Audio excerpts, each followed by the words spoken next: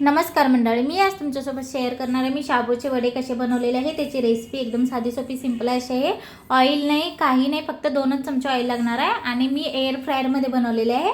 तर चला तर मी कसे बनवले ते तुमच्यासोबत शेअर करते। त्यासाठी मी शाबू सकाळी भिजत ठेवलेलं, त्यानंतर 3 बटाटे जे आहे ते मी उकडून घेतलेले आहे आणि इथं मी साईडला मिरचीचा ठेचा ठेवलेला आहे आणि थोडंसं मीठ घेतलेलं आहे आणि शेंगा पावडर घेतलेला आहे। आता हे सगळं मी एकत्र करून घेणार आहे। शाबूच्या वड्यासाठी हे सगळं आता मिश्रण मी एकत्र करून घेतलेलं आहे। मला त्याच्यामध्ये थोडंसं मिरचीचा ठेचा कमी वाटला म्हणून मी अजून थोडंसं घालून घेतलेलं आहे आणि मस्तपैकी आता हे सगळं एकत्र मिक्स करून घेतलेलं आहे आणि वरून मी कोथिंबीर घालून घेतलेलं आहे अजून थोडंसं आणि हे पण सगळं मिक्स करून घेणार आहे। आणि हा कालचा व्हिडिओ आहे। काल श्रावण सोमवार होता म्हणून मी काल बनवलेला आहे आणि आज मी तुमच्यासोबत हा व्हिडिओ शेअर करते। आणि तर मी शाबूचे गोळे आता बनवण्यासाठी घेतलेले आहे। बघा असे मी हे एवढे छोटे छोटे गोळे बनवून घेतलेले आहे आणि हे सगळे आता मी हे गोळे बनवून घेणार आहे। बघू शकता इथे मी गोळे सगळे बनवून घेतलेले आहे आणि आता मी हे सगळे एअर फ्रायरमध्ये घालून घेणार आहे। बघा एअर फ्रायरमध्ये जेवढे बसते तेवढेच घालून घेणार आहे।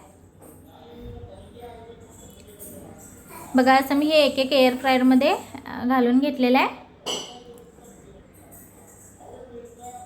हे लहान मुलांना पण देऊ शकताय, त्याच्यामध्ये तेल वगैरे काही नसते, 2च चमचे फक्त ऑइल लागते आणि मी त्याच्यावर ऑइल स्प्रे केलेला आहे आणि इथं मी 180 डिग्री सेल्सिअसमध्ये ठेवलेलं आहे एअर फ्रायरला आणि इथं 20 मिनटं ठेवलेलं आहे आणि मी 10 मिनटानं चेक करून घेणार आहे आणि ते पलटून पण घेणार आहे।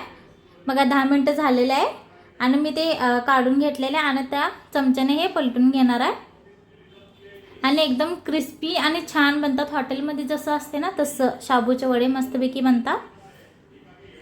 बघा असं हे सगळं मी आता पलटून घेणार आहे चमच्याने। एकदम आणि कुरकुरीत मस्त छान लागते। तुमच्यात जर कोण ऑइल वगैरे डाएट वगैरे असेल तर ना तुम्ही असे बनवून त्यांना देऊ शकता। बघा असं मी 10 मिनटं आणि ठेवलेलं आहे आणि आता 10 मिनटांनं झाल्यावर मी असं काढून बघितलेलं आहे। बघा मस्तपैकी माझा शाबूचे वडे तयार झालेले आहे।